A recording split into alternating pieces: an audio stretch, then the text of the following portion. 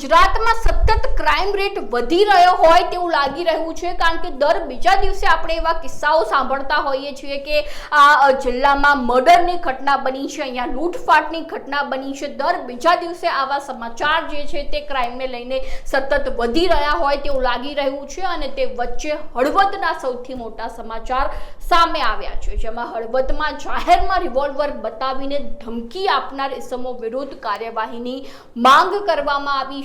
જેમાં સમગ્ર ઘટના એ હતી કે પંકજ અને મેરુ નામના ઈસમોએ ગઈકાલે એક વૃદ્ધને રિવોલ્વર બતાવીને ધમકી આપી હતી, જેમાં જૂની અદાવતનો રોષ રાખી બંને ઈસમો જાહેરમાં મારી નાખવાની ધમકી આપી હતી, જેમાં દલવાડી સમાજના લોકોએ મોટી સંખ્યામાં હળવદ પોલીસ મથકે પહોંચીને આ સમગ્ર ઘટનાની રજૂઆત કરી હતી અને આ ઘટના પરથી સાબિત થાય છે કે ગુજરાતમાં કાયદો અને વ્યવસ્થા જે છે તે નથી જોવા મળી રહ્યા, તેનું નામો નિશાન નથી જોવા મળી રહ્યું, કારણ કે સરા જાહેર જે રીતે રિવોલ્વર બતાવીને એક વૃદ્ધાને જે છે તે ધમકી આપવામાં આવી રહી છે તે અત્યંત ઘૃણાસ્પદ બાબત કહી શકાય। અને આ ઘટના જે છે તે કાયદો અને વ્યવસ્થા અને લઈને જે મોટી મોટી નેતાઓ દ્વારા વાતો કરવામાં આવતી હોય છે તે બાબતે જે છે તે અન્ય મોટી વાત કહી શકાય, કારણ કે કાયદો અને વ્યવસ્થા નામની જે વાત હાલમાં આ ઘટના પરથી હોય તેવું નથી લાગી રહ્યું અને કોઈ ડર કાયદાને લઈને નથી જોવા મળી રહ્યો।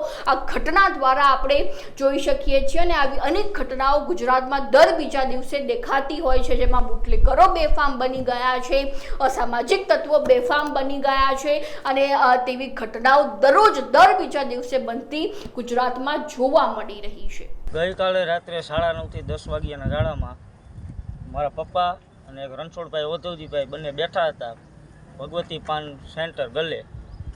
એવામાં પંકજ ગોઠી, મેરુ ચમનભાઈ મેરો ઉર્ફે મેરો બરોબર આવીને જેમ ફાવે તેમ ગાળો બોલવા માંડ્યા અને બંદૂક દેખાડીને મારા પપ્પા દયારામભાઈ દેવસીભાઈને કીધું કે તમને ત્રણેય બાપ દીકરાને જાનથી મારી નાખવાના છે જો પોલીસ સ્ટેશન ફરિયાદ કરવા ગયા તો, અને આખા સમાજને ગાયરું દીધી અને દલવાડી સમાજથી જે થાય ને તે કરીને દેખાડે। શું બનાવ તો રાત્રે કઈ હથિયાર કાઢ્યું હતું કે કેવી શેમાં આવ્યા હતા?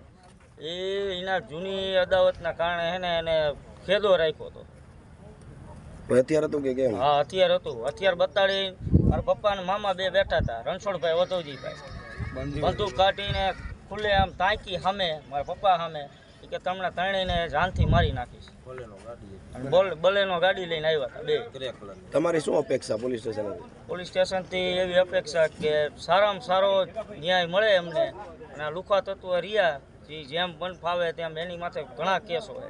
નામ રણછોડભાઈ થોડુંક જોરથી રાતે ભાઈ ગાડી લઈને આવ્યા, આ દયારામભાઈ બેઠા હતા, એને આવીને ધમકી મારી। હા એ કે તને બે છોકરાને તમને બેને ઉપાડી લેવાના થાય છે, તમારે જેમ રહેવું રહી ગયો, અને આખા નાકાને ગાયરી દીધી। હથિયાર હતું કે કઈ હતું? મોરબી દરવાજે એ કે તમારા નાકાને જેમ રહેવું રહી ગયો, કે જેટલા લાવો એટલા લેતા આવજો, હું એકલો પંકજ પટેલ કાફી હું। હથિયારમાં શું હતું? હથિયારમાં બંદૂક લઈને આવ્યો હતો બાપુ। કેટલા લોકો હતા? 2 જણ, એ ને મેરો।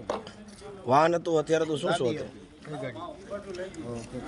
કાળા કલરની ગાડી હતી, નામ તો નથી આવતું। હથિયારમાં શું શું હતું? હથિયારમાં હાથમાં એક જ હતી બંદૂક નાની। જાહેરમાં બંદૂક બતાવી હતી? એ બાપુ અમે જાહેરમાં બતાવી દયારામભાઈ।